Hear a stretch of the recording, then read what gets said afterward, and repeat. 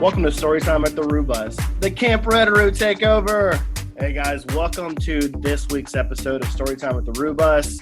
My name is Kevin Barnes. I'm one of the leaders with Camp Reddaroo, and this week we're kind of taking over the podcast with Daniel and Charla. Hey Kevin, it's Daniel. I'm so glad to have you here. Yes, we're so excited.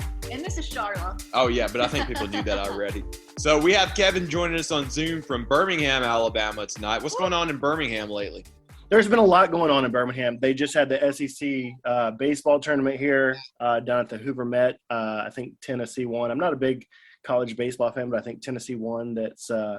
Tennessee is really not ever that great, and they've had a great baseball team. So there was a lot of people in town. They had the USFL games going on. The Birmingham Stallions, I think, made the playoffs, like the inaugural playoffs. So it was a very busy weekend when it comes to sports. So Birmingham's really become a really cool town, not only from the venues, but also for sports. So if you're ever interested in seeing sports, they always have SEC tournaments here in Birmingham. I think they also do a lot. I think they have 2 bowl games now or something. I don't know. I haven't been here but a couple of years, but there's a lot going on here. What do you guys had some fun this weekend? You guys went up to Forecastle, right? Yeah, that's right. We were in Louisville, Kentucky this past weekend. We had promised our niece Lacey that if she made good grades and finished the second grade strong, we would take her to see one of her favorite bands, Tame Impala, for the second time.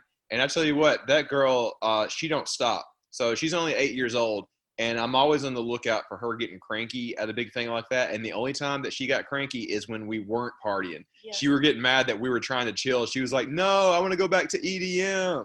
And she goes in like just raging, dude. I saw some of the pictures. She looked like she was having the time of her life. And I think your post, said it best. I mean, for her, she's 8 years old now? Yeah, that's right. Man, that little girl loves music, and it's awesome that you guys are able to create those experiences for her. I'm sure that she's going to grow up and continue to love music. I got to ask, so how was Tame Impala your second time this year seeing them? Well, that's fun as always. Like this tour that they're doing now, I pretty much know by heart at this point because I've seen them 3 times on this tour. But this one wasn't for me. This was for Miss Lacey. So I'll let her decide how we were going to do it. We started up front, and she had a good time, but she got a little annoyed because it was so crowded and there wasn't room for her to dance. So we took her halfway back in the field, and she was able to do her thing, and she really enjoyed it. That sounds awesome. Are you guys ready for Bonnaroo? How's your Bonnaroo pile coming? Oh, man. Well, the pile has come along. I've got to turn myself to be a better pile. I'm a little piled up on the couch this afternoon after getting back from Forecastle. It was good to get my training wheels off. Exactly. I realized I've got to get a little bit more walking in before we get there in 2 weeks. Man, it's coming. I tell you what, my Bonnaroo pile has not started as much as I've wanted it to. We've been planning for camp. So for the listeners, for those of you that don't know Camp Reddaroo, we're essentially the largest group at Bonnaroo. We've been the largest group at Bonnaroo basically since its inception. There's been a couple years where I think the parachute people have gone and got us the numbers. I think we're back at the biggest camp this year. But because we do so much, we start planning about January. We take a couple months off through the holiday season. We get cranked back up. So we're literally on Teams and Zoom calls with each other, every week, bi-weekly. We're planning a budget, we're planning food, we're planning entertainment. So all that consumes so much time that I feel like I haven't got anything done. So this week's going to be a crazy week for me, but I'm usually pretty good last minute. So I feel like you actually do have a roo pile, but it's all the Reddaroo stuff. You guys even have like a storage building near Manchester, right? We do. We actually keep a storage unit in Manchester. That was one of the things. Like a lot of us kept the different. And I mean, we have speakers. We have a big circus tent. We have so much, and we used to all kind of collectively keep it at our houses, and then we would all be responsible for bringing the different pieces. Well, you can probably figure out how that works when people are responsible for bringing pieces that are important, i.e., things don't go together like they're supposed to. So we decided that a part of what we do is that we store it locally in Manchester. So it makes it a ton easier. Actually, we'll be going up there next week and kind of prepping. I usually get our party tent together. I'll put all the kind of poles together and duct tape them so they're easier to put together when we get on site. So, but my pile usually doesn't.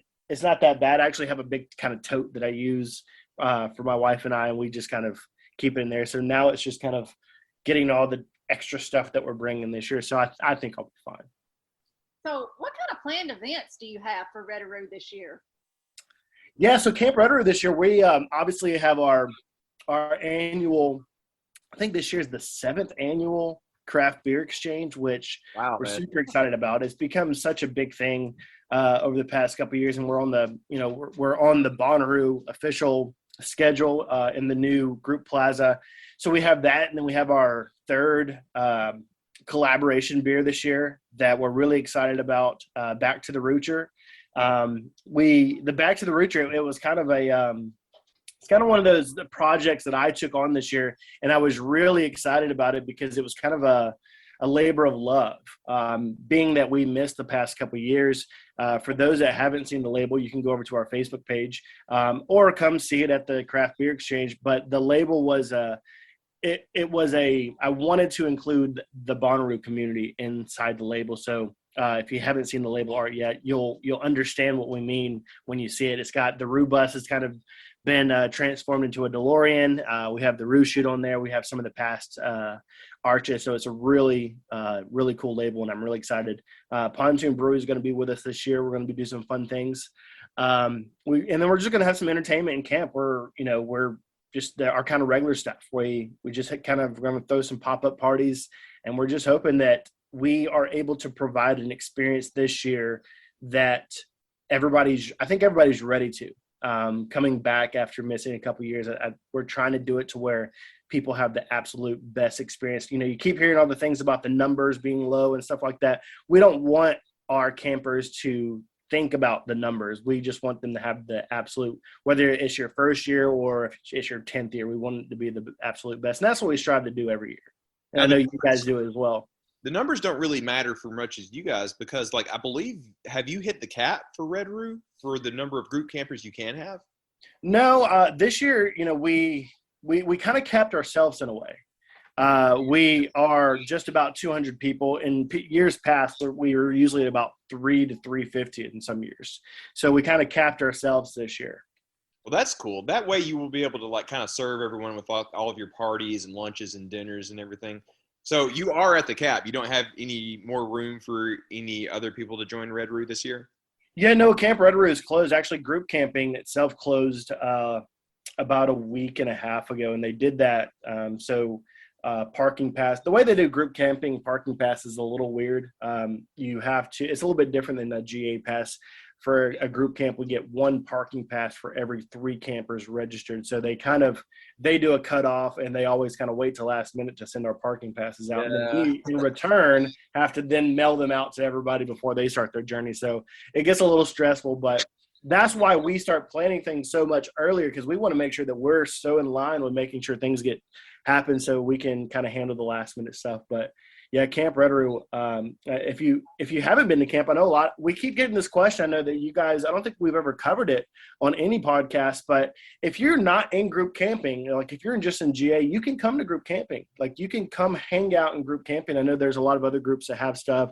You can obviously come hang out at the Roo bus, sign the bus. So if you're camping in GA, you can walk right into group camping and come hang out with us. Yeah, that's a very good point. I'm glad that you pointed that out, because we've had a lot of people ask us about that too. So group camping has its own plaza starting this year. It was supposed to be last year, of course, but there will be a giant tent that will house events like the beer exchange and the stuff that we're doing as well. And I've got to give Bonnaroo props for working with the community and making that a venue available for us to have this kind of thing. So it's not just you guys with Reddaroo and us throwing the Wednesday party, but they actually have stuff for Camp Phantasmagoria. Am I saying that right? I always feel like I'm going to miss it, especially after a drink. But also, Rooham has a thing happening on Friday. It's so cool that they have basically given that plaza to the community to host their own events.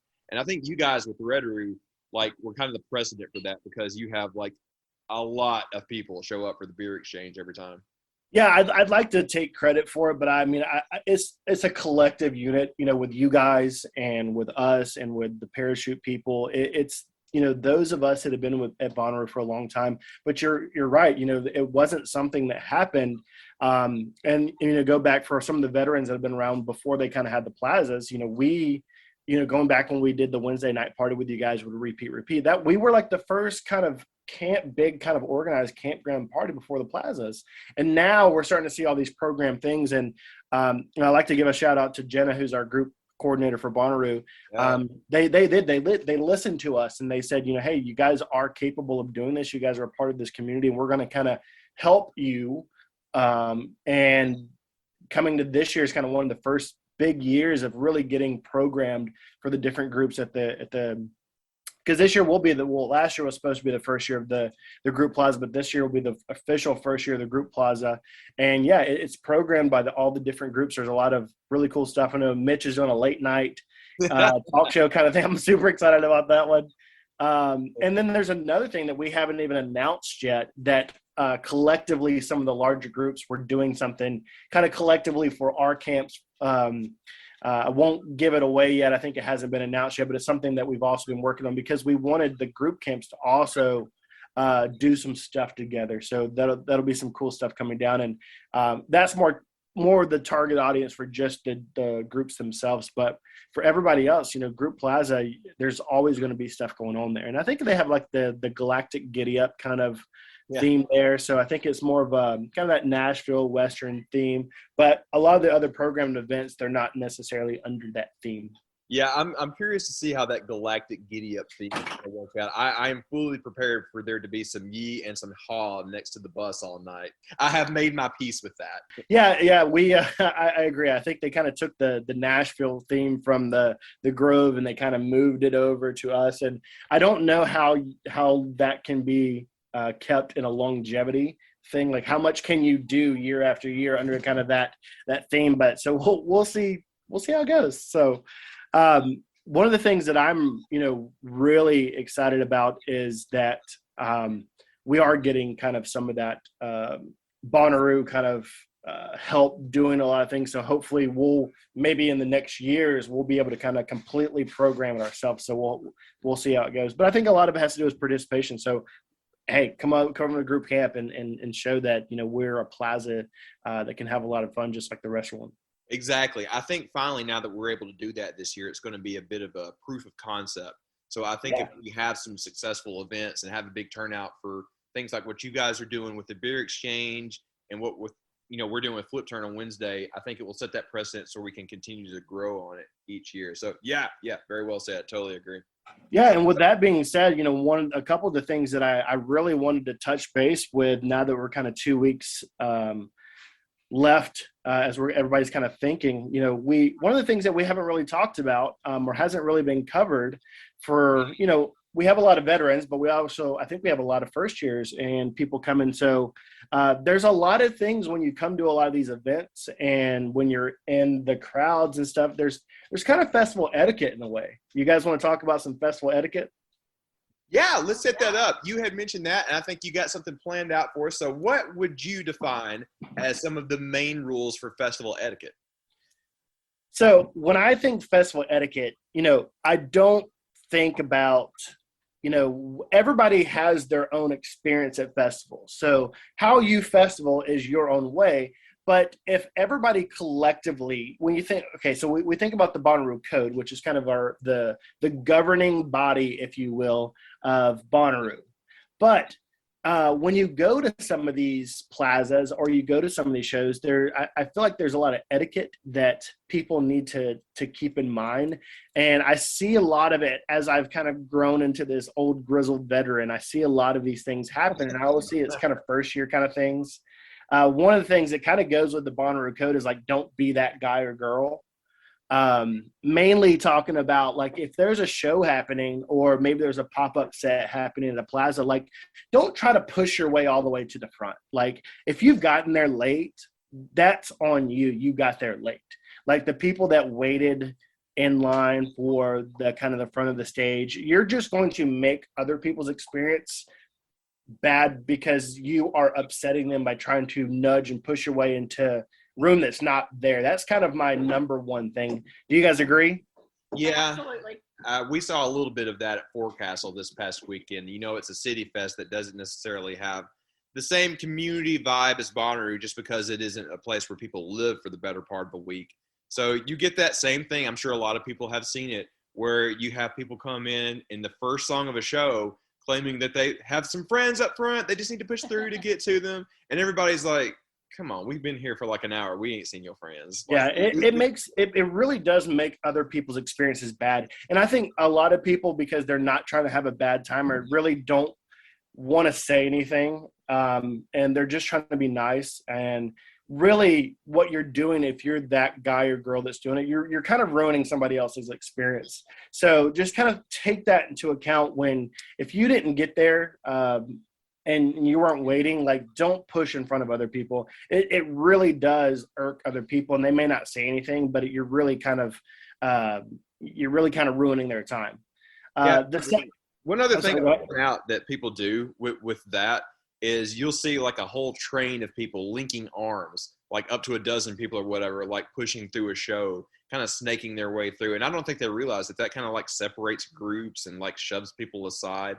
Like, if you want to get up close for a show, respect yourself and respect everyone else by doing the same thing as 90% of everybody else and come early and get a good spot. Yeah, exactly. And it kind of rolls into my next thing is at Bonnaroo, especially because it is a camping festival. A lot of people set out kind of, they try to do it kind of in the back. You won't see it in the front a lot of times, but people will kind of set out a little, whether it's like a little rug or kind of like a little pallet for kind of their group, and people are sitting down or sitting their stuff on top of it.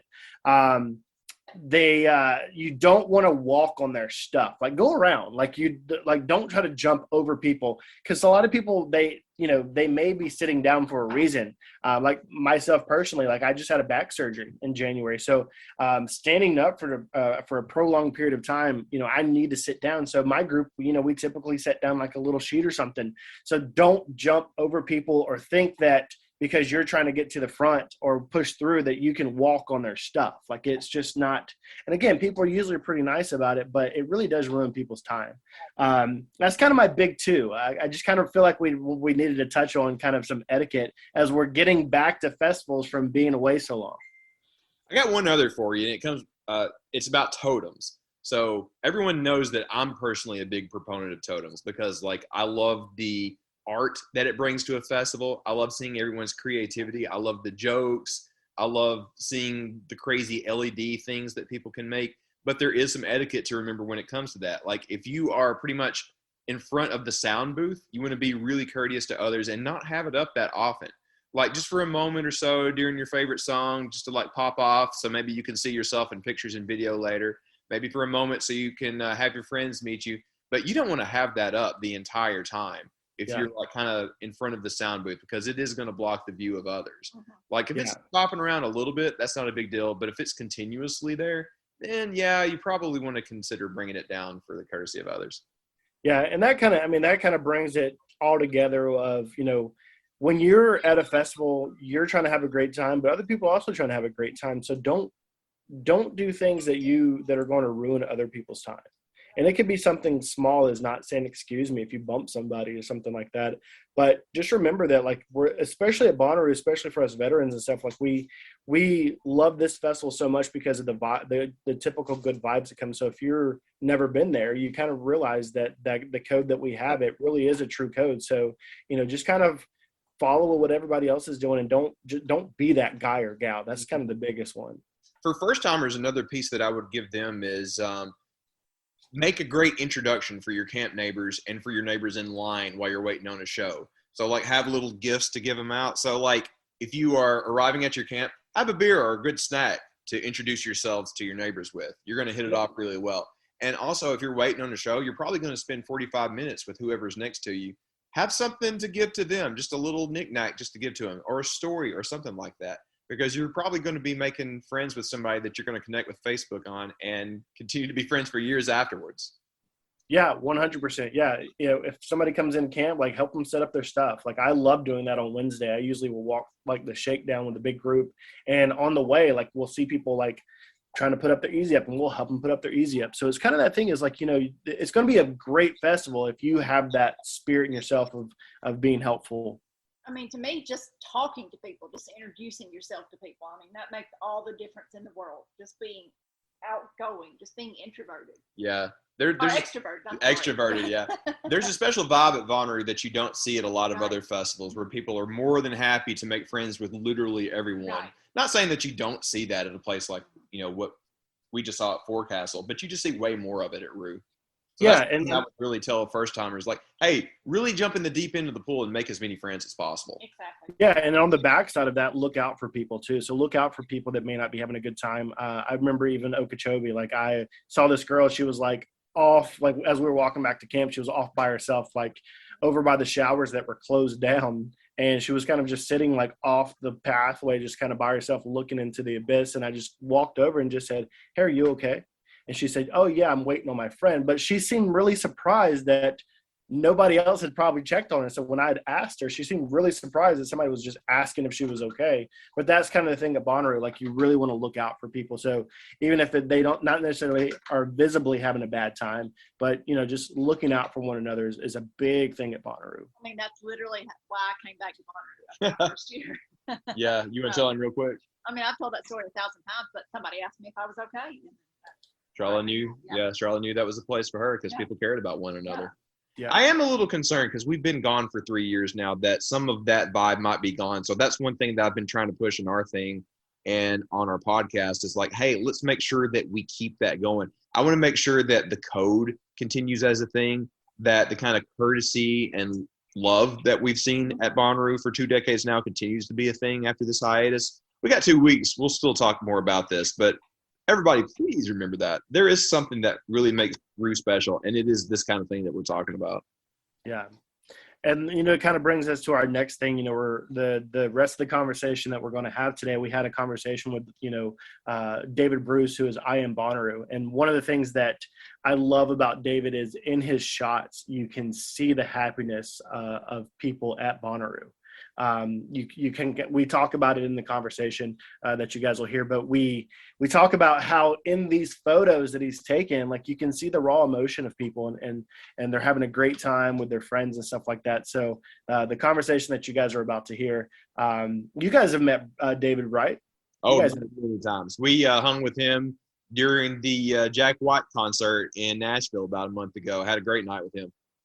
Yeah, the conversation that me and him had, we talked about a little about this project that he undertook, the I Am Bonnaroo project. If you haven't seen his work, go to Facebook or Instagram, I Am Bonnaroo. And it was kind of you'll hear our conversation, but I was very interested in how it got started. And now I think it's in its 10th year. This year will be its 10th official 10th year that he's done it. And there's some amazing work. And you can see the things that we're talking about, all the etiquette that people do and the love at Bonnaroo and the positivity, you see that come through in these raw emotions that you see in his photos. And such a great guy. I've got to hang out with him on more than one occasion. And not only is he just a gem to the Bonnaroo community, but I think overall he's just an amazing person. And, he just wanted to start capturing kind of the essence of Bonnaroo. And you'll hear a little bit more about that in our conversation together. I'll tell you what, Kevin, why don't we go ahead and jump into that? Let's do it.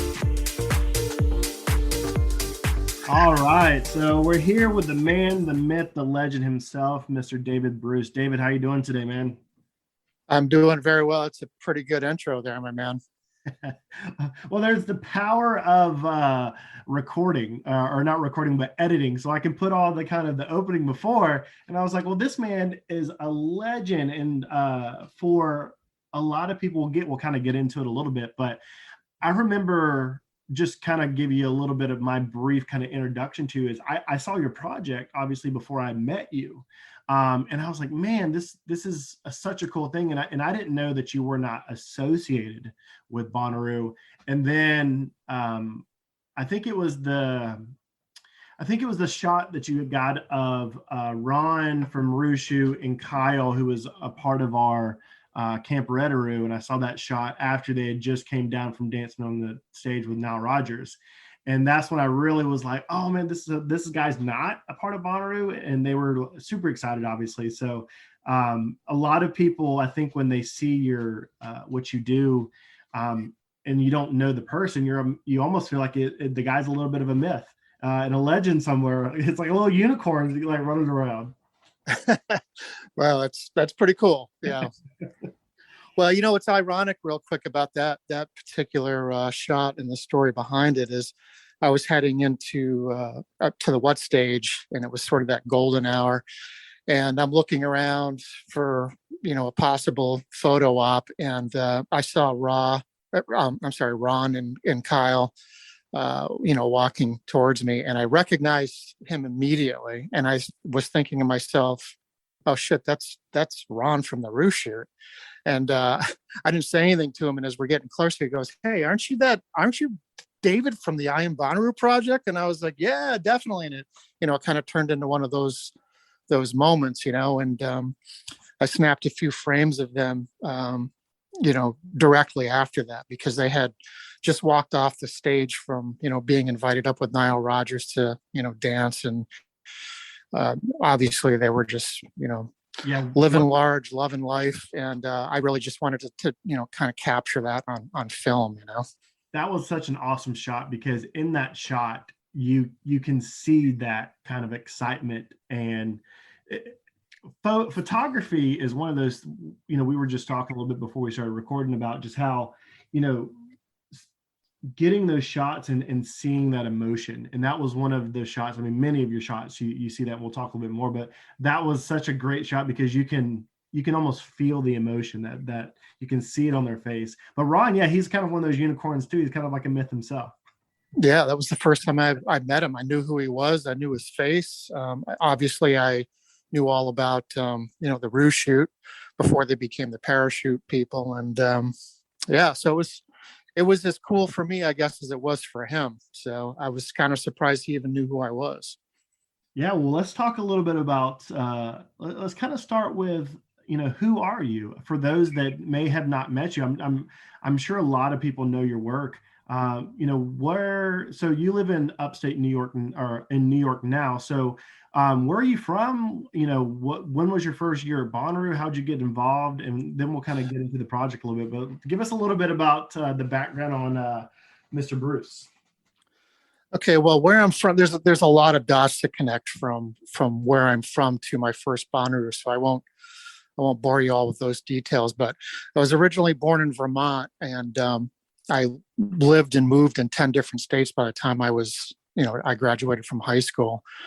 And right after I graduated from high school, I moved to New York State, and I've been here ever since. And, I got, excited and passionate about photography when I was in my early 20s. And, I've always been a film enthusiast. And, so the first Bonnaroo that I went to was 2011. And, I wanted to document what was going on there. And, I started thinking about, how I wanted those images to look and feel. And, immediately I started thinking about Woodstock, excuse me, the original Woodstock Festival, the 69 festival. And partially because when I was an early teenager, I found, a whole bunch of photos and books and magazines and stuff like that from the original festival. And I immediately was just, taken by that. It's one of the reasons why, I wanted to start shooting film to begin with. So when I went to Bonnaroo in 2011, I bought a 1969 Nikon film camera, and that's pretty much what kicked it off. That's such a neat story of how being inspired by something drove you to capturing that. And so many of your photos, it's like when you look at some of those photos from Woodstock 99, now that I know that story, I didn't know that story before. And if you look at some of your work now, you can see that inspiration in it. Was that, when you picked up for photography, what, I guess the question is, what did you begin shooting? Was it just, because I think a lot of photographers, they're inspired by different things, obviously through the art, but kind of in your early years of photography, what were kind of your inspirations, and, what has it evolved over the years? And so I guess that's kind of a two-part question. It's definitely evolved. I mean, of course, I started out with 35 millimeter, like everybody did. Especially this is way before digital photography, even existed. And then I sort of went from 35 millimeter to shooting medium format to shooting large format. But, once I started taking photos, what I learned, what I figured out early on was what I was really interested in taking photos of was people. I looked at what inspired me to take photos, and photos that stopped me in my tracks and made me really think about an image that I was looking at, what was going on, what's the story. I was interested in the story, even if it was an apparent story or not an apparent story versus a photo of a landscape or something like that. So I've always been a people photographer, and I did a lot of medium format portraiture and dabbled in some larger format portraiture. But the thing that I'm really into, obviously, is 35 millimeter, because it just has a certain look and feel. There's a certain grain structure to those images, and they just come across different. Now, are those photos? Because majority of your work, or if not all of your work, is all in black and white, correct? Yeah, well, I mean, what's interesting about that is when I first shot Bonnaroo in 2011, it was all black and white. And at that point, even outside of Bonnaroo, all of my personal work was black and white. I was a black and white portrait photographer. But more recently, over the last few years, I started introducing some color photography, because what I realized was when I was at Bonnaroo is a very vibrant and colorful place. Mm-hmm. And, I thought that there was a certain aspect of the festival and the culture I was missing because I was just shooting it in black and white. One of my theories has always been, when it comes to a photograph, especially of a person, is unless color plays a big part in the image, you don't need it. It's a distraction. But when it comes to Bonnaroo, color does play a big part in the image because there's so many colorful people. So the last couple of years that I shot Bonnaroo, I definitely shot more color film. And my intention for 2020, before the pandemic hit, was to shoot the 10th year with a lot of color, not any less black and white, but just shoot as much color as I was shooting black and white. That's gonna be my intention in June as well too.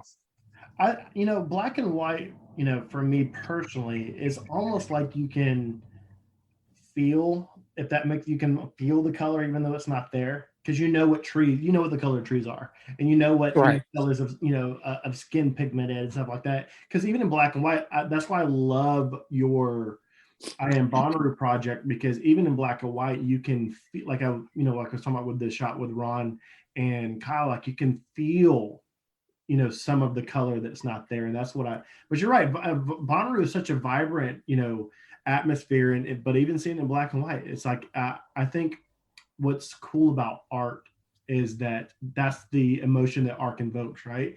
Of those different things. And so I'm excited to see it. I don't think I've seen much of your work in color, so I'm actually really excited about seeing some of it in color. So you said 2011 was your first year? Yeah, 2011 was my first year. Who was the headliner this year?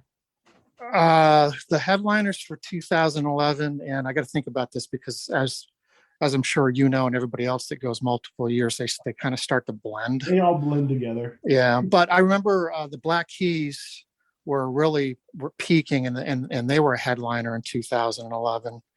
Was it? And wow, was it still very grassroots in 2011? Like it was still small, right? Well, it actually, I believe that 2011 was sold out. If I remember right. So there was quite a few people there. And, like I said, I'm a huge music junkie. I mean, I'm the only thing I'm more passionate about, or should I say as passionate about, as photography is music. I've always been a huge music fan. I'm actually going to a show in Boston tomorrow night. Oh. But so, when I went to Bonnaroo, and I had been to other big music events before, I wasn't really expecting to get what I got from the experience. I mean, it was, and everybody that goes knows that you can't really talk too much about it to somebody who hasn't been, because it's something you really have to experience. So, when I went in 2011, I brought one camera, a couple of lenses, and maybe like 4 or 5 rolls of film. And I literally had to pace myself because it was a visual feast. I mean, every time I turned around, I was seeing a photograph. And I literally could have been out of film by the end of the first day, by the end of Thursday, So, now when I go, I've got all kinds of camera gear. Last year, I think I purchased like 30 or 35 rolls of film that I was going to bring with me. In comparison to, 1 camera and 4 rolls of film, that's a big leap forward, Right. I know when we saw you, when Bonnaroo was canceled last year, you ended up joining us. We tried to make chicken salad, right? And so, one of the things that you had told us, when I reached out and I said, hey, David, I really would love to get some good, really cool shots of our collaboration beer. And so he's like, and your very first thing you said was, of course, I'd love to, but you were like, I have a ton of film. Yeah, I did. I was, like everybody. I mean, I have the same story as everybody. I mean, I literally came home from work early. I was making my last minute preparations. I had all my camera gear packed. I had multiple text messages going on simultaneously with not only people that I was traveling down there with, but people that I was going to meet there. And then boom, the bottom just falls out, So it was a bummer. And probably within 15 minutes of getting that official word, got a group message saying that porta potties were ordered and there was going to be a speakeasy for anybody who was planning on going down. So for me, that was a no-brainer. A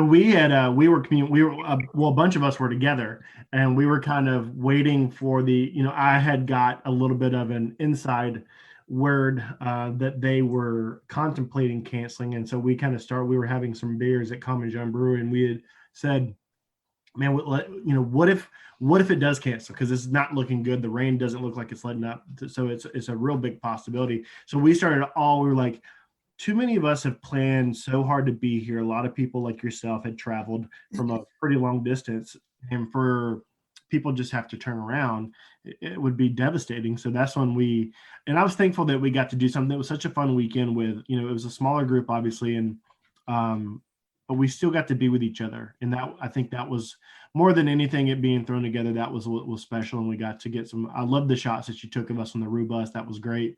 But I think that's the thing that I really enjoy about the Bonnaroo community.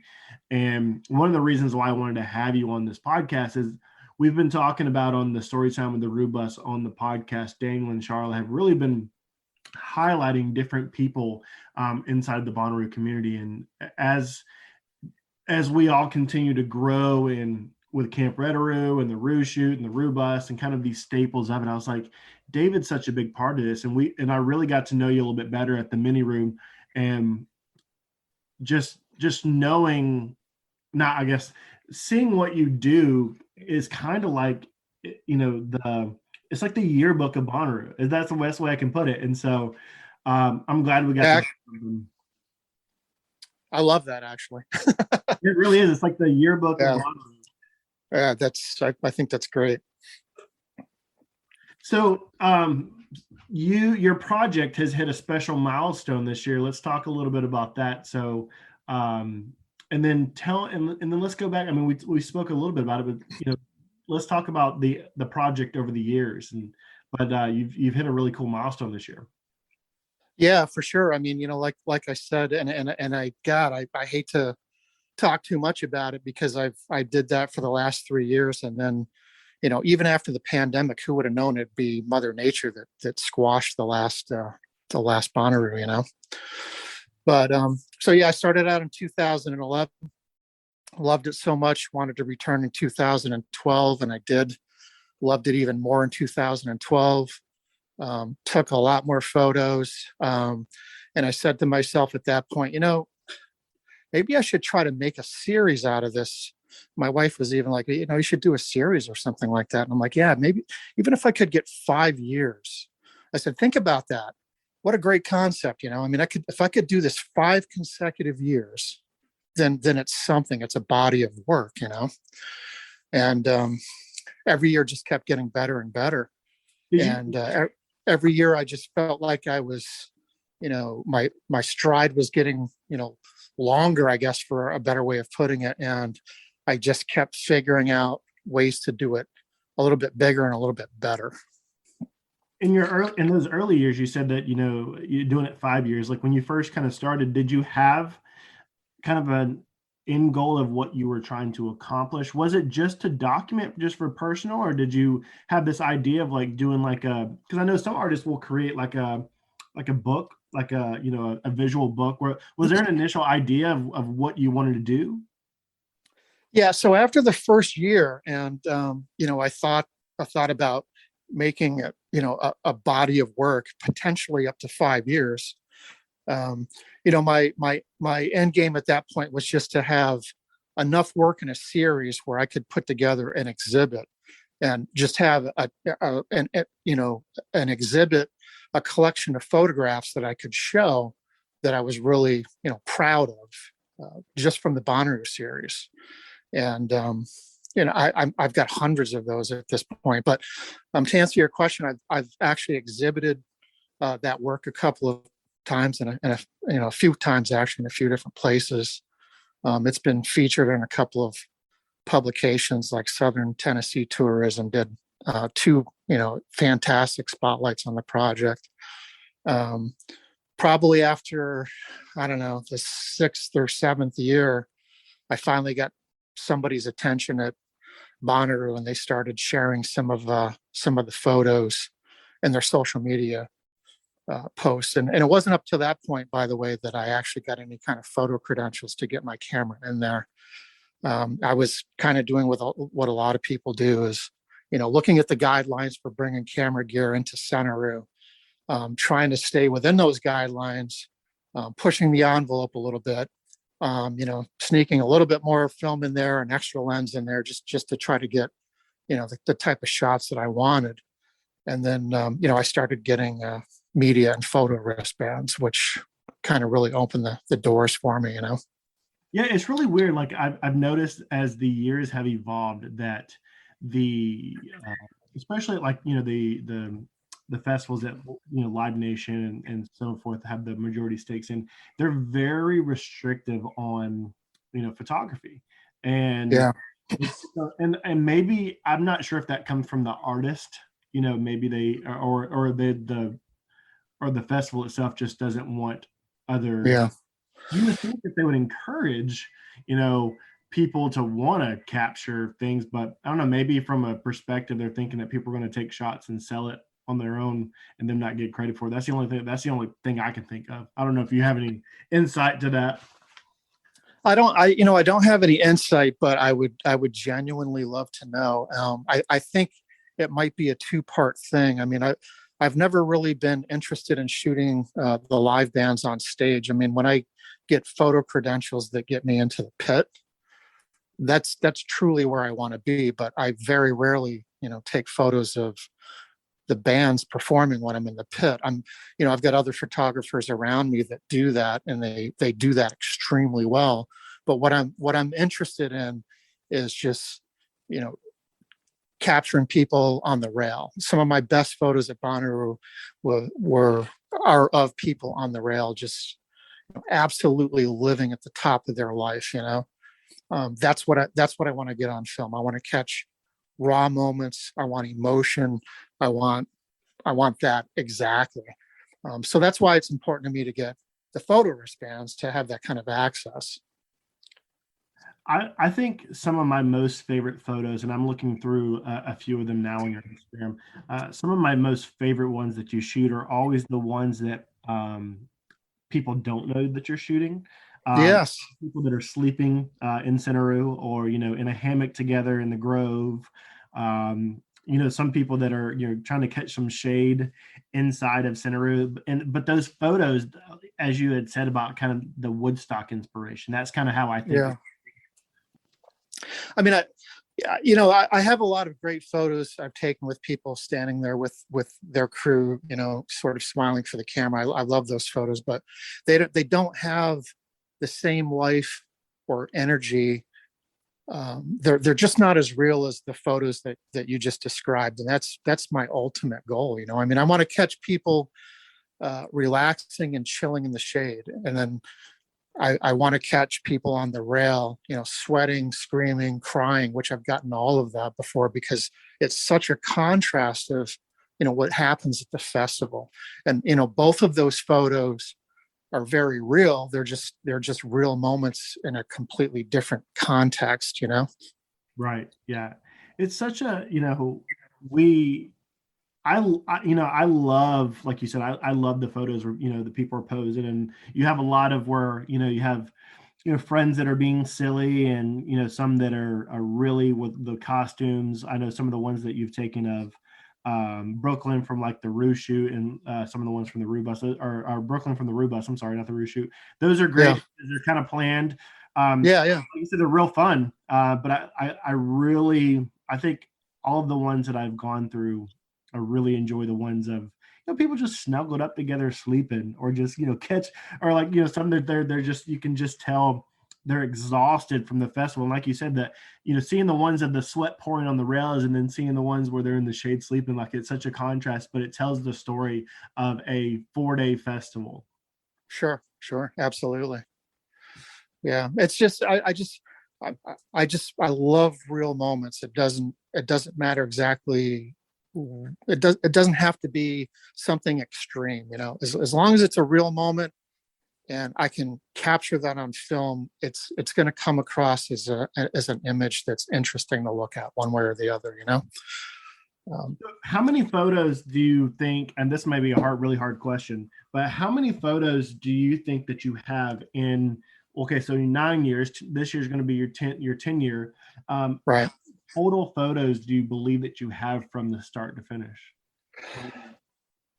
It's ballpark figure. Yeah, it's hard. That's a hard question to answer, honestly. But I can tell you this: during the pandemic, and especially over the winter, because I haven't had new photos to edit and post of last year's Bonnaroo, because it was canceled. I decided it was a perfect opportunity to start going through my archives and just throwing images into a folder that could possibly be a potential book. Because to sort of go back to one of your earlier questions, when I was thinking about the 5-year plan, I was thinking about just getting, enough images in the series to create a body of work that could possibly be a great standalone exhibit. I've got so many of those images now at this point that I could do 3 or 4 or 5 exhibits and never show the same image twice, and they're all going to be at a certain level, So what I'm kind of gearing for now, or sort of shooting for now, is potentially doing a book. And the only way I'm going to do the book is if I can do it right. I don't want to. It's got to be printed right. It's got to be printed on the right paper. It's got to be bound right. It just has to be done right. So, but with that in mind, over the winter, I started throwing photos in a folder that were potential candidates for that book. And I literally have over 600 images in that. And I haven't even completely gone through all of my archives. And I'm not just throwing everything in that folder. I'm looking at things and I'm like, damn, that should be in the book. Oh shit, that's got to be in the book, And I finally stopped and I'm like, well, how many photos do I have in this folder at this point? And it was well over 600. Wow. So it's a little bit of a task, I would love to see something like your project be on display, like an exhibit, like an exhibit at Bonnaroo. I would love to see something like that, because there's so many arts. When they say the Bonnaroo Music and Arts Festival, right? There is a lot of good art in terms of kind of some of their art installations, but something like you have with your project, it would be really neat to have the photos displayed in different ways, like some hanging like, from strings like down that you walk through, and then someone like, some of the big posters, an exhibit like that, and just seeing through the years of the different memories that you've captured would be such a cool thing to do. If anybody's listening from Bonnaroo, let's make that let's make that happen. That would be such a cool art installation. Oh man, that would be a dream. Honestly, I'd love to do something similar to that.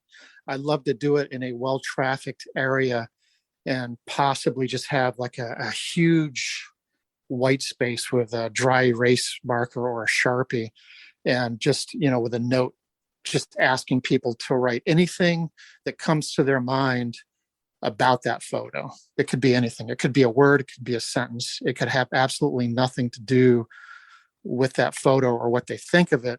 But just, anytime you look at a piece of art, if the art is effective, it affects you in one way or the other, whether you like it or not. Even if you look at a piece of art and you don't like it, it's kind of already done a little bit of a job because it's made that impression on you.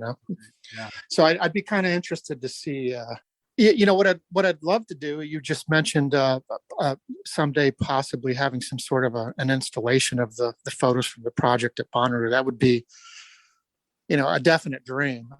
I guess I'd love to have some of these photos hanging, in a large format in well-trafficked areas, and next to the photos having a space where people can just comment or write anything that comes to mind about that image, with a Sharpie. I think that would be a very interesting thing to see after the fact, what people actually write or comment about the photos.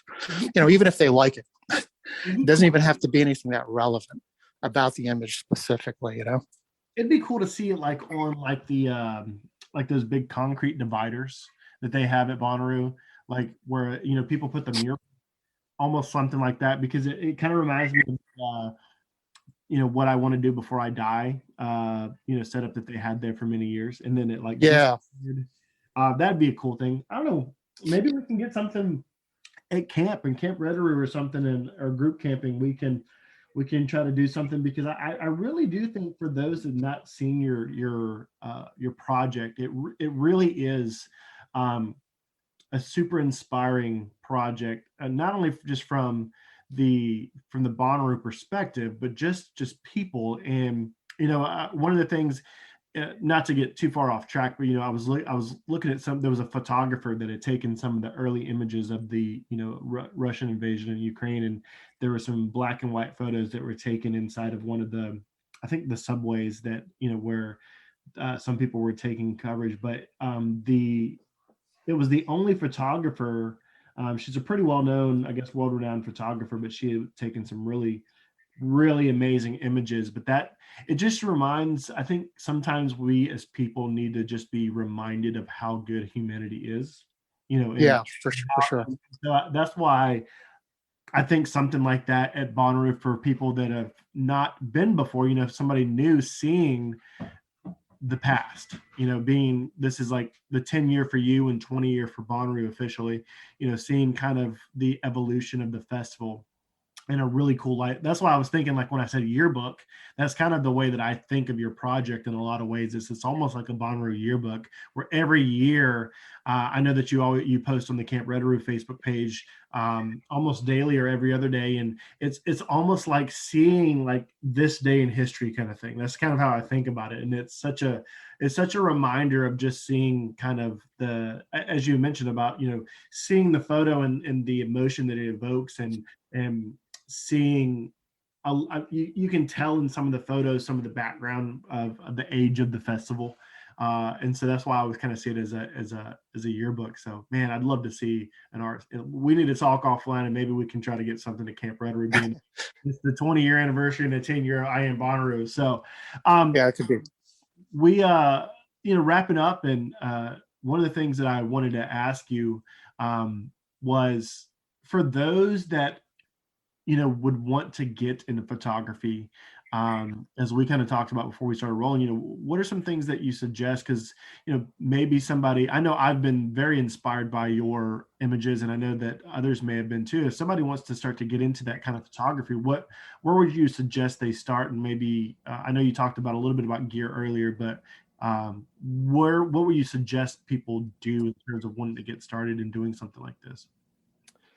Well, in terms of gear, I mean, you don't have to spend a whole lot of money on 35 millimeter equipment at this point to get something that's going to, get you some images that you're going to be really happy with. I mean, there's a resurgence in it for sure. So some of the pro level stuff that's out there has definitely gone back up in price, but you can buy a very simple mechanical camera, a good basic lens like a 50 millimeter lens or even a 35 millimeter lens. I definitely prefer shooting with fixed focal length lenses. The images they have a different look and feel than the images that you shoot with a zoom lens or a telephoto lens. So if you're going to shoot with just one or two lenses, of course you have to have a normal lens, which is a 50 millimeter lens. Something slightly wider is going to be very versatile to use in multiple situations, like a 35 millimeter focal length lens. And of course, if you wanted to shoot live acts, then you're definitely talking about telephoto lenses. Yeah. But the cool thing is to not complicate it. When I first got very enthusiastic about photography and it was all film, I thought, oh man, I need to buy this. I need to have that. I got to get this. I have to have all of this stuff to do it at a certain level. And that's so wrong. I mean, you basically just need to think about the type of images you want to capture. And then you have to, learn what the gear is that you need that's going to yield those kind of images for you. And it's not tough, Hey, this is Charlotte and Daniel. We're just taking a little break from our interview. Yeah, we wanted to take a moment just to thank our Patreons. The list has gotten a little incredible in the past month. I have some stuff for them in just a moment, but Charlotte, why don't we call them out real quick? Absolutely. We've got Aaron Lord, Preston, a.k.a. Presto, Nick Wigalia, Maddie McCracken, Kara Yates, Sean McCain, Mick Ferg, Bruce Butler, Andrew Julian, William Hoper, John Howard, Captain Dan, Lucy Young, Benjamin Wells, Ross McNamara, Kent Summers, Michael Roberts, Randy C., Joshua Wenzel, Madison Hutsiko, Scott Hurst, Greg B., Eric and Ben Abel, Kristen Straub, Natalie Gaucher, Beyond the Hypnotic, that's Jace, Evan Brown, Jay Sanders, Chloe Hannon, and Sean McCarthy. Thanks to everyone. I think we are going to make the donation to the Bonnaroo Works Fund next week, it looks like, Charlotte. What's it going to be, around $1,000? Yeah, around $1,000. That's going to fund a lot of cool stuff in the Coffee County area, pretty much the whole area around where Bonnaroo is, around Manchester. So thanks again to them that made all of that possible. And Charlie, they made another thing possible. What's that? We're taking a small percentage from the Patreon, and we aren't keeping it. We're putting it back out there. Our Patreons and us are going to pay it forward. We have a lot of goodies that we're going to give out to everyone at our Tuesday and Wednesday events. You got to be there to get it. We've got some koozies and wristbands. There's been some pictures of those floating around, but you got to come to our events at the farm Tuesday or Wednesday to pick those up. I'm looking at this koozie right now, and it is amazing. Yeah, we put out the call for some designs for this, and we finally got them in just a couple of days ago. I've got a big box of them out in the bus already stowed away to take to the farm. Got these and some big bags of the wristbands. And we have something else for our Patreons, so you all should be receiving a message here in the next day or two about that. And we're going to get you guys on the podcast here in the next couple of weeks too. So cool stuff coming up. Patreons, look out for a message in your inbox a day or two after you hear this. Anything else, Charles? No, I'm very excited. I still think we should get a novelty check. I don't know about that. That seems like more trouble than it's worth. Well, I will look into that, okay? All right, for now, let's go back to the interview with Kevin and David. Yes. Awesome. Well, David, I really appreciate you coming on. I really, like I told you before, I wanted to get you on because I feel like you're such a staple of the Bonnaroo community, and a lot of people, may not know David as the person and may only know the I Am Bonnaroo project, but it's really intriguing to get to know the man behind the camera, because you're always behind the camera shooting other people, and it's all I really wanted to kind of get you to step out, and I really enjoyed talking to you. On social media, and where can people find you, the project? I believe you also have a website as well, if you wouldn't mind just letting people know where they can find you and your work. Sure. Well, of course, you can find me at on Facebook at I Am Bonnaroo, Instagram I Am Bonnaroo, Twitter same thing. I do have a website which is still kind of under construction, and I have the domain name I Am Bonnaroo registered. But if anybody has any questions or whatever, feel free to message me through Facebook or through Instagram. I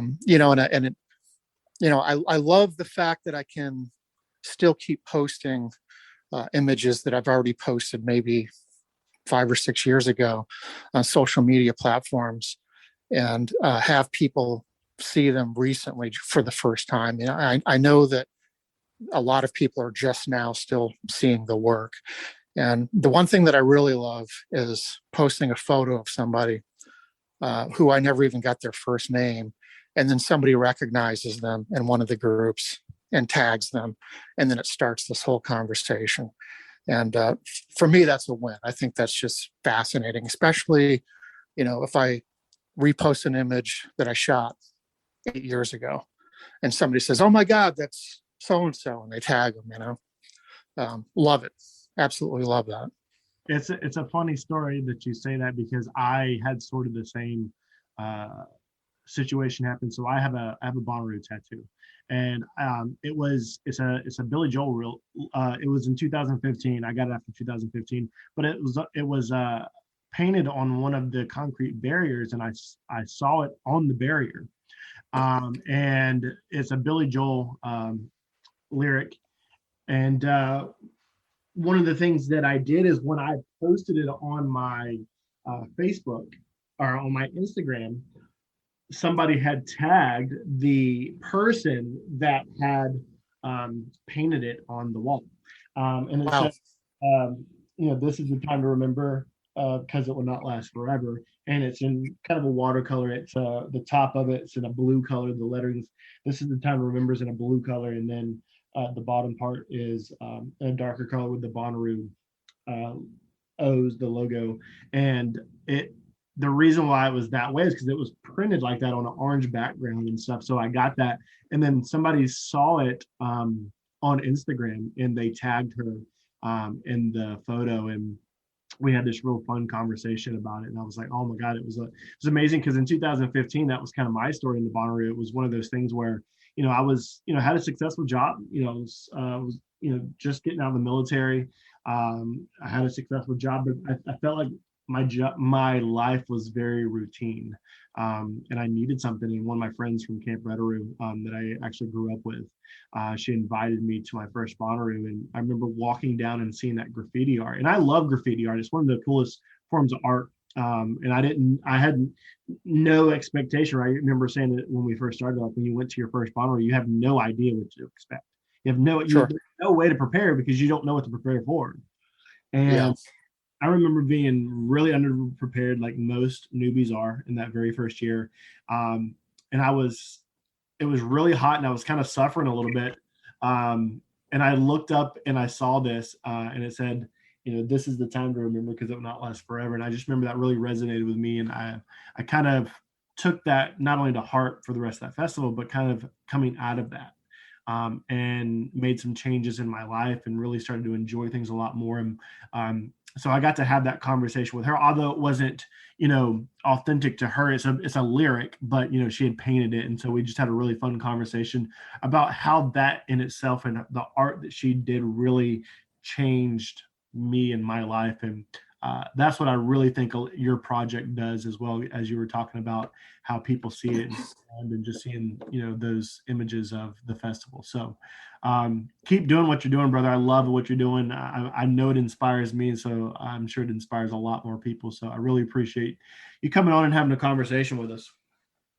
Hey, listen, man, I appreciate the kind words, and back to what you were just saying. I mean, if you can inspire anybody to do anything, there's no greater gift than inspiration, as far as I'm concerned. I mean, that's inspiration is what's motivated me to do anything and everything in my life that I've done worthwhile.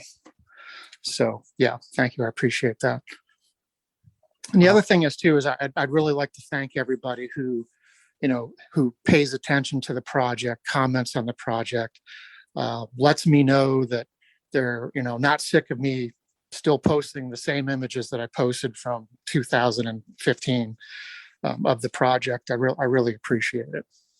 Well, like I said, we love when you post on Camp Reddaroo because, more than anything, especially during the last couple of years where for a lot of people haven't had to go to a festival, I think it's that reminder that better days are coming, because you see those smiles of what we all know of Bonnaroo itself as a festival and the kind of special place it is. It really does invoke that smile that you see, and it's waiting for better days. And a lot of times, I said this to a couple of the leaders when we were talking about the post, because for a while you were the only post. There was no engagement from other people because we didn't have anything to talk about really.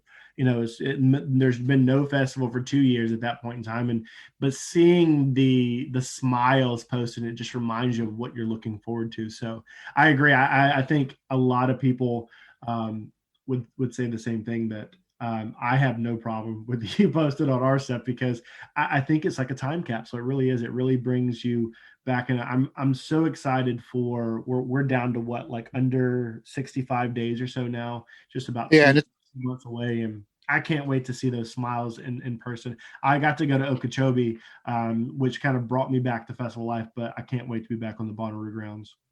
Yeah, I think because of everything over the last few years, it's just going to be that much greater for everybody. It's going to be a great experience, as always. Yeah, I can't wait. Can't wait to see you come back Camp Reddaroo, and I can't wait to share our new beer with you. I think you had some of it last. No, I'm sorry, you're not much of a drinker, but I can't wait to share the label art with you. I think you're really going to like the new label art that we did this year. Yeah, I was going to reach out to the guys at the brewery and ask them what they had in mind. I'm literally looking at one of the cans from the last brew that never actually made it to the farm that was gifted to me. I will have to maybe give you a little bit of a sneak peek because I have the artwork. So, but yeah. Everybody else, we're going to be sharing that very soon, and I'm really excited about this year. Like I said, it's been a long time coming, but I think this year is going to be really special because that we have not had it in so long. And I can't wait to see you and the rest of the Bonnaroo community. But more than anything, I really appreciate you coming on and sharing a little bit about your story. And it's been really kind of inspiring to kind of, again, see the man behind the lens. Love the project, but I think that I've really have enjoyed the honor of getting to know you the last couple of years. So look forward to seeing you again, and I appreciate you coming on. Yeah, the pleasure's definitely been mine, man. Sincere appreciation for asking me to come on and talk about it. And again, I appreciate everyone paying attention to the photos, making all of these great comments, sending me messages. It literally is the wind that pushes my sail in this project and makes me want to keep and continue doing it. As long as I think people are digging it and they're paying attention and it's got legs and it's growing and going forward, I'm gonna keep doing it. And that's only because of the people that participate. So I deeply appreciate that. All right, brother. Well, I will see you very soon. And for everyone else, get out there and radiate positivity. It's going to be great, man. Thank you so much.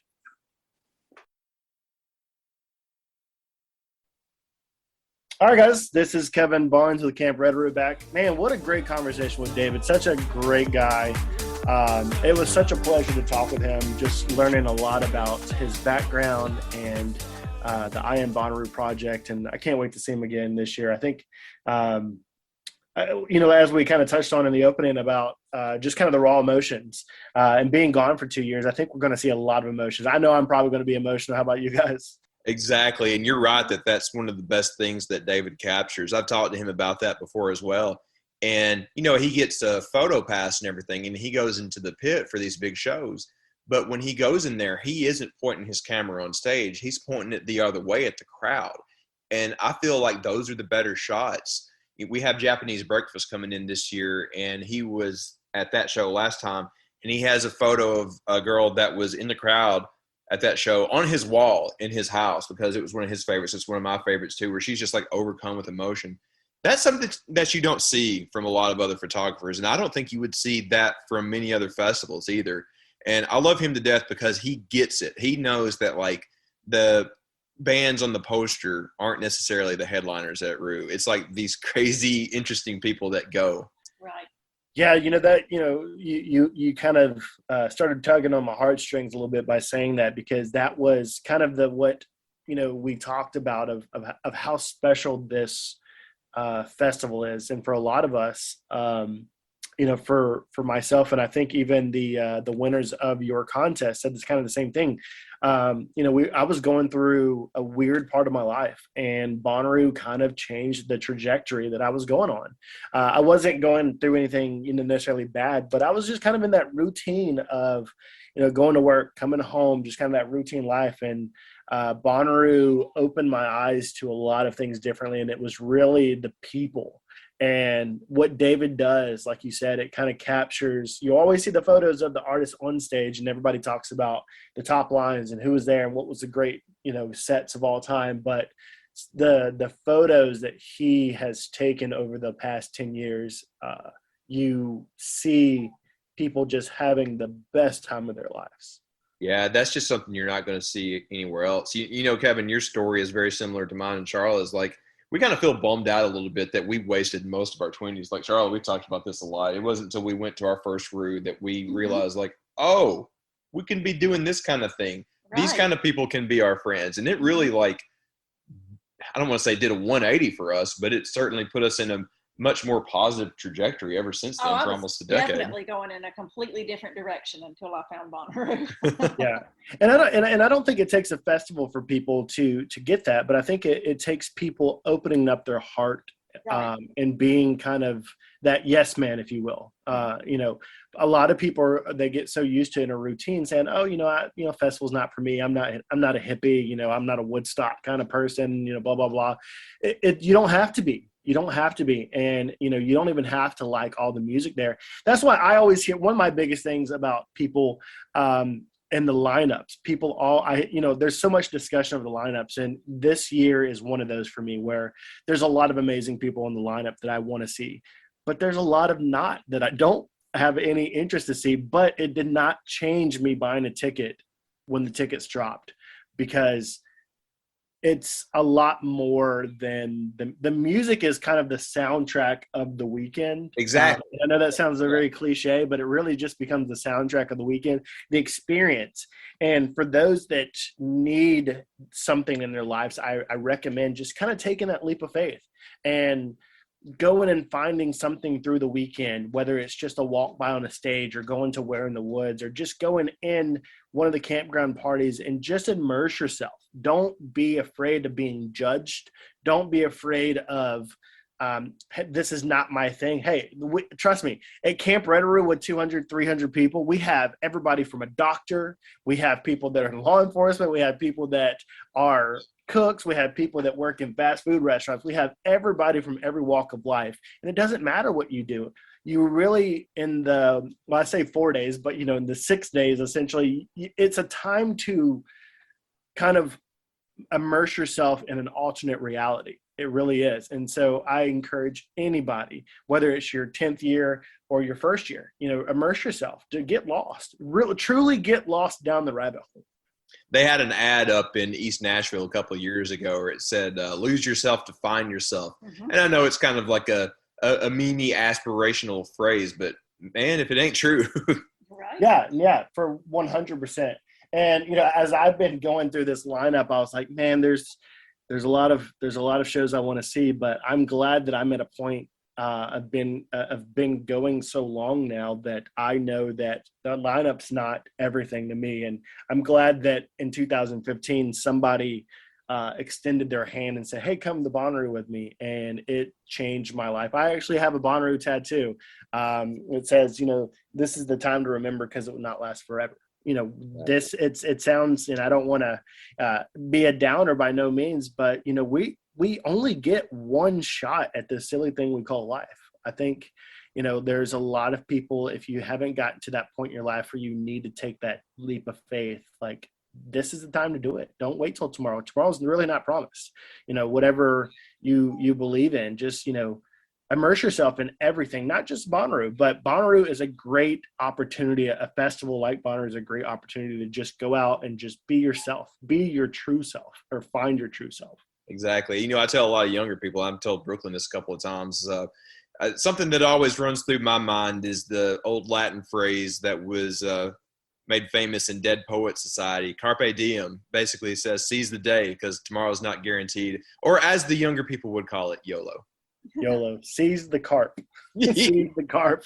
And so, I love Bonnaroo, and I don't know how many more that I have in me, but I'm glad that I found Bonnaroo. I'm glad that I found you guys. I'm glad that, I found the friends that I have. And I just encourage everybody that's going, whether, again, if it's your first year or, 10th year, this year I really challenge you to challenge yourself and get out there. And I guarantee you that 100% will change your perspective on life, and and you carry that onto your real life, and you'll realize that when you leave a 4-day festival of Bonnaroo, that you will have a greater love for your fellow man or woman, because you see the positive in life that kind of tips the scale of what we see in our real life, of all the bad stuff that's going on and all the bad people and all. Yeah, it really gives you an outlook of, hey, there is a lot of positivity in life, and all these things that are going on, whether you're having a bad time in your regular life or your job or relationships, there's a lot of positivity out there. Maybe it's time for you to switch courses and just submerge yourself in everything that's positive. Yeah, I don't really like getting into politics or what's going on in the real world on this podcast, but there's a lot of not fun stuff. So I can tell you from having spoken to so many people over the past couple of months, this is needed now more than ever. I mean, we've been gone for a couple of years. A lot of people have had some hard luck. There's been bad stuff happening in the world. It's going to be so nice to just put that out of mind and forget that the outside world exists while we're having that party with that soundtrack that you're talking about, Kevin. Yeah. Hey, Kevin, one last thing before we wrap up. You're talking about it being the soundtrack and how, the people who are going are the headliners, not necessarily the artists. But still, at the same time, I want to hear, what are you looking for? What do you think are your top 3 or 4 for the whole weekend coming up in a few weeks? I've thought about this. I've been asked this so many times. It's really hard for me to pick a top 3. It's crazy to say that. Like, I don't have a top 3 at Bonnaroo, and I usually do. I'll give you kind of a day by day, if you will, of the top ones day by day. So Thursday, Clozy's probably my top pick. I love Clozy. She puts on probably one of the most exciting shows that you'll see. Just it kind of takes you on a journey, and her new stuff is amazing. A couple years ago, she played a couple different Calliope sets, late night sets. Amazing. On Fridays, there's a couple. Lane 8 is probably my top for Friday. I love Lane 8. If you don't know Lane 8, I believe that we have Lane 8 for like 3 hours. It's later. It's a later set. It's basically until sunrise. Yeah. Oh my God. Like, Lane 8 is another journey if you don't know. And if you're not even into EDM, Lane 8 is a great intro to EDM. Obviously, Illenium. I love Illenium. Amazing set. King Gizzard, obviously, I'm excited about King Gizzard. Robert Plant, I'm a big Led Zeppelin fan. I saw Robert Plant a couple years ago at Bonnaroo, but I've never seen him with Alison Krauss, and I've loved their old stuff that they did together. Moving on to Saturday, I'm excited to actually see 21 Savage. I'm a big 21 Savage fan. I'm not super big into Tool, and I'm probably going to get some hate for that, but I know that it'll be an exciting show. But Saturday is a great day. I know there's a lot of kind of overlap. Mark Rabelais, he's amazing. Loop Daddy, Churches. Mountain Joy is amazing, kind of going back to some of the kind of jammy stuff. Black Tiger Sex Machine. I know that Barry and Brad are joking around about Black Tiger Sex Machine, but another great EDM duo. Pigeons Playing Ping Pong is going to be another great show. Going into Sunday, Rez is probably my top line for Sunday. I know I'll be at Stevie Nicks with my wife. She's a huge Stevie Nicks fan. I'm excited to see Alden Witches again. I know, don't you guys, aren't they from Huntsville? I Alden don't Witches? think so. No? I feel like I would have heard about that if that was the No. case. I feel like they're from the South somewhere. Well, I will take that homework up and look that up. I will get back and let you know. Yeah, and then for some reason, I don't know why she is on the third line, but Tash Sultana, she's so amazing. Like, did you guys see her show a couple years ago? No, I missed that, and Oh, I'm my still kicking goodness. myself over that. So I will be at their show for sure. I'm really looking forward to that. She absolutely shreds. She's an amazing artist. G. Jones is another great artist. Lettuce is a great artist. So those are kind of obviously a flip turn. I'm going to see them at the show, but I'm also going to check their show out on Sunday because, as they said on your podcast a few weeks ago, is that they're going to play some different stuff. So that's kind of my rundown. I know I don't really have a top, pick, so it's kind of a day by day. It's hard to say. Like for me, I keep joking like, oh yeah, I was joking on Reddit this past week that if I don't come away with an injury at that King Gizzard show, I won't consider it a success. I'm really looking forward to that. But there's so many others. You talking about Lane 8 just now reminded me how much I'm looking forward to that set now that I know that nothing's going to conflict with it. And I'm ready to go all night with that one, man. I want to chill with Lane 8 until the sun comes up. That's going to be so serene. The undercard is so great on this lineup and for those that don't know some of the artists, like they're like Japanese Breakfast, like you had mentioned earlier, like great set. Tovlo, obviously she's been around for a while. She has such a high energy set. She's played Bonnaroo, I think 3 times now. Amazing. She's got a new album coming out. I know Judah and the Lion is a great set. All Time Low is going to be a good set. I mean, Backseat Lovers, I know that Brooklyn's going to be excited about that one. Oh, yeah. There's so many kind of low on the lower part of on the lineup that I know that the sets are going to be amazing, and I'm sad that I can't see them all. Well, the one that I keep preaching about, and I'm going to talk you into it now, is you got to go with me on Thursday to see Goth Babe.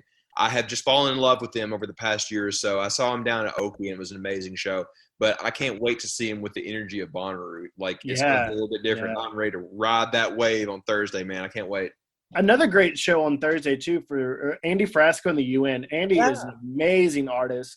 The UN, for those that are like, hey, what's the UN? So he has different artists from not only from around the world, they're literally from around the world, but he's got like a saxophonist, he's got a trumpet player, he plays the piano on stage, he's got a shredding guitar artist, a drum, like a kind of a jazzy drummer, and they play such a high party show. I know that he played the Other Fest last year when it got canceled because he was on the lineup. That's another, if you're looking for a party show, Andy Frasco is one that you don't want to miss.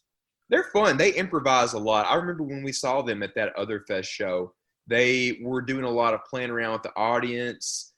They had the band that opened for them come up and like kind of shred alongside them a little bit. You never know what you're going to get with this show with those guys. It's a lot of fun. Yeah, so musically inclined. Actually, know the guitarist in the band. I think you had him on the podcast, I believe last year, right? Before we had Sean on the podcast. Yeah. We had Sean tell us some funny stories about their previous times at Bonnaroo and everything. Of course, we thought we were going to have him at Roo last year. We ended up having him at the Other Fest that the French family and many others in Manchester put on. But it's going to be so nice to finally welcome them to that big Thursday slot that they should have had last year.